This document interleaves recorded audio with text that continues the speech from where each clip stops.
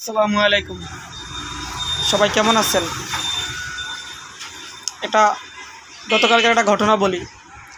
সারা বিশ্বব্যাপী ইসরায়েলের গণহত্যা, গাজায় তারা যে বর্বর গণহত্যা চালাচ্ছে তার বিরোধিতা করে সারা পৃথিবী জুড়ে বিক্ষোভ মিছিল করা হয়েছে, বিক্ষোভ কর্মসূচি পালন করা হয়েছে।